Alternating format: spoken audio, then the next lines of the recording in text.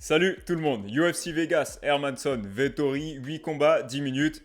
On est parti, en premier on va chez les poids lourds avec un combat entre Gian Villante et Jake Collier. Alors, dans ce combat, victoire à la décision unanime de Jake Collier. Plusieurs choses.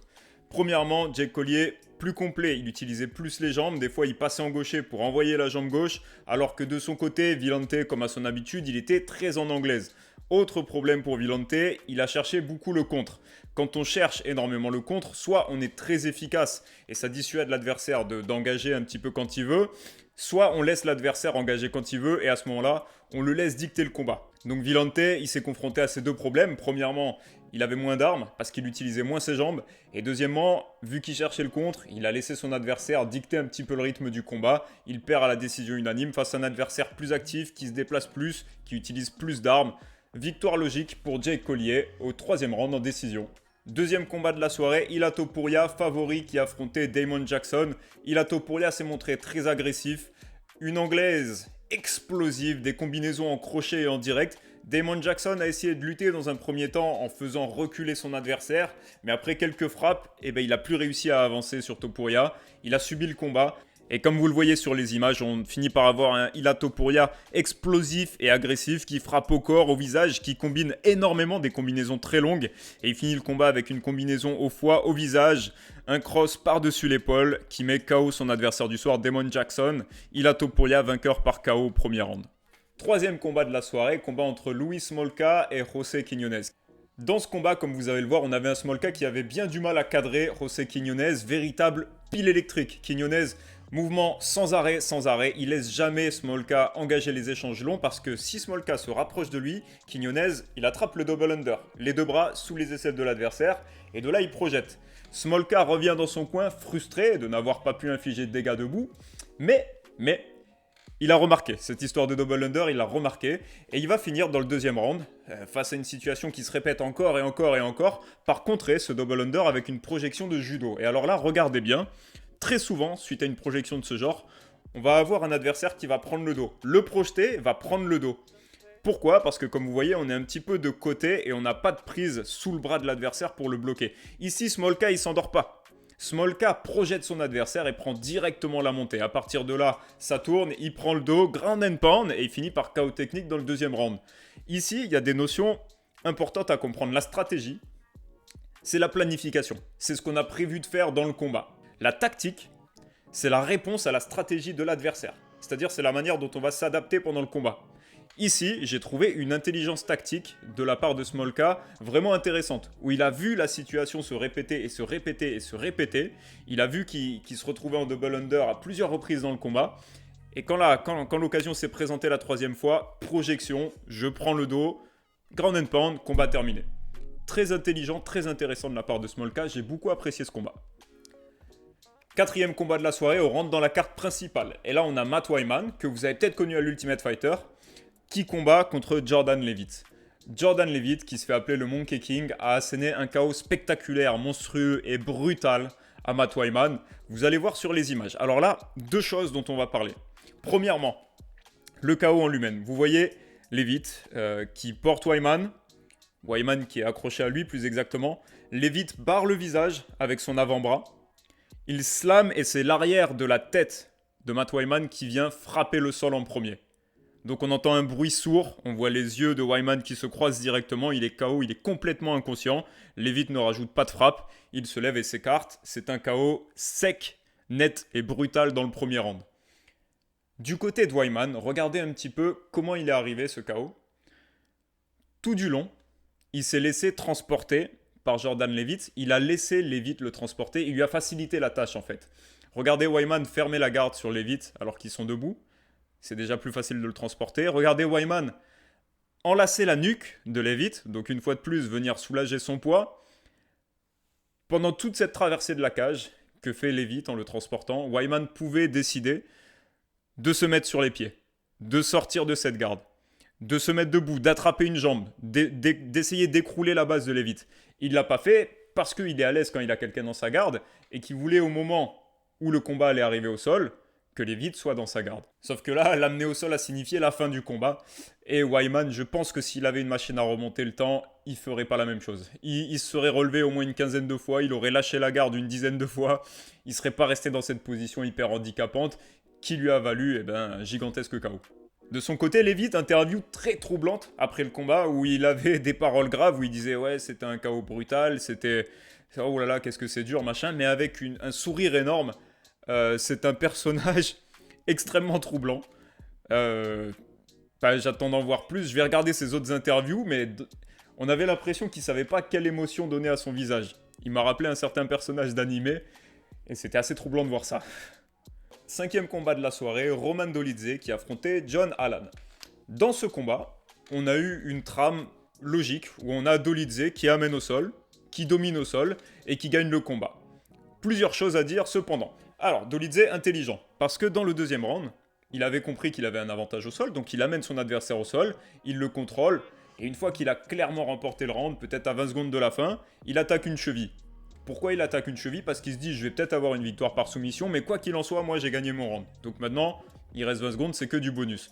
Ça, j'ai trouvé ça bien, parce que d'un côté, on essaie de gagner et on prend pas de risque, c'est intelligent, mais d'un autre côté, on se dit, si je peux avoir le finish, je vais essayer de l'avoir quand même. Donc il attaque une cheville, et il perd la position, mais bon, au moins il essaie de terminer. Donc ça, j'ai bien aimé.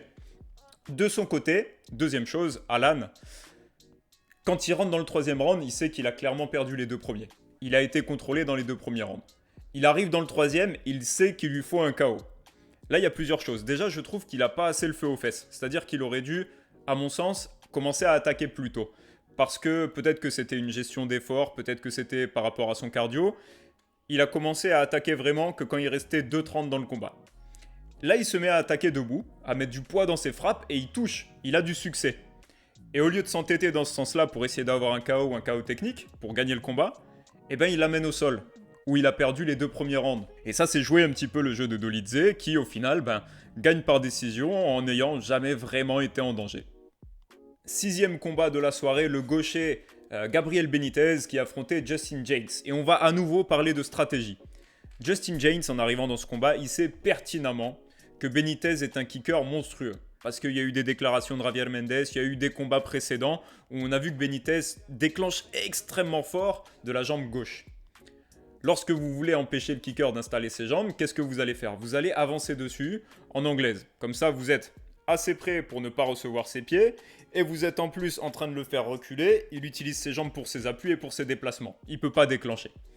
Sauf que Benitez profite de chaque laps de temps, de chaque moment où son adversaire James est un petit peu immobile pour déclencher justement en jambe gauche. Dès que vous êtes à distance, si vous laissez un temps mort, Benitez déclenche avec la jambe gauche. Ça lui permet petit à petit de prendre l'ascendant, de bloquer la stratégie de James, qui se retrouve un petit peu bloqué et hésitant à avancer. Et petit à petit, non seulement cette jambe elle touche de plus en plus de la part de Benitez, mais en plus il installe son anglaise. Et c'est à ce moment-là que Benitez va réussir à finir le combat. Alors j'aimerais que vous regardiez avec moi le travail d'orfèvre, le travail d'artiste qu'a effectué Benitez. Regardez-le. Il touche debout. Il s'attend à une remise de son adversaire James. James ne remet pas. Que fait Benitez? Il retouche debout. Pas pour mettre KO. Il touche pour faire répliquer, pour faire remiser Justin James. Là, James remise. Et Benitez a timé la droite de James, qu'il a vu partir plusieurs fois dans le combat, qu'il a déjà analysé. Et regardez, quand James envoie la droite, il s'ouvre au foie, et le genou de Benitez qui monte, qui vient toucher au foie. Justin James se raidit, il est touché, il ne pourra plus continuer le combat. KO technique de la part de Benitez. Magnifique, magnifique. Travail d'orfèvre. C'est-à-dire que 1-2, on attend que l'adversaire réplique. Pas de remise de l'adversaire, 1-2 à nouveau.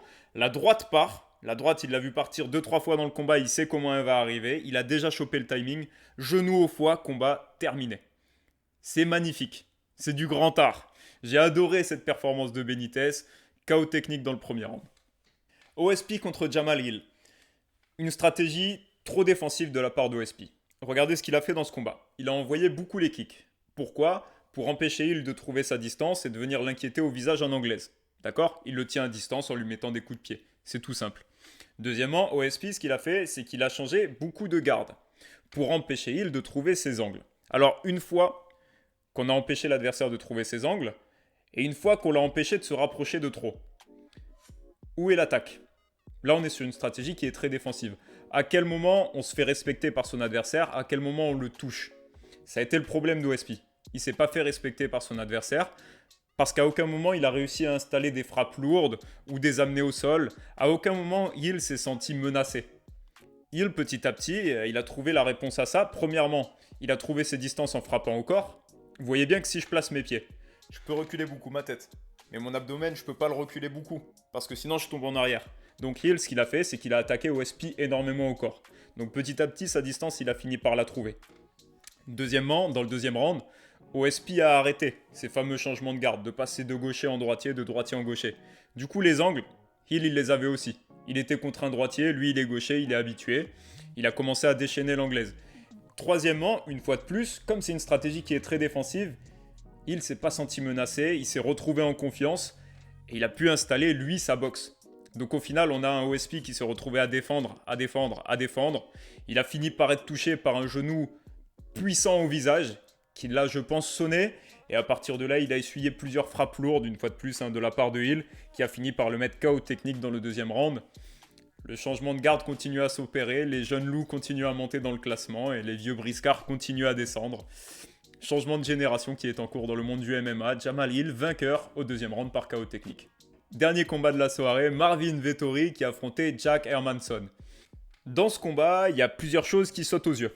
Premièrement, on voit que Hermansson s'est engagé dans une guerre d'anglaise avec un boxeur qui lui est bien supérieur. Vettori, il déplace beaucoup mieux sa tête, il voit beaucoup mieux les choses arriver, il a un meilleur coup d'œil, son direct du gauche est bien plus rapide. Et au final, regardez le petit coup que Vettori a fait au moins 10 fois à Hermansson. Il lui attrape le bras avant. Hermansson a le bras gauche bloqué. Qu'est-ce qu'il fait? Il déclenche avec la main droite.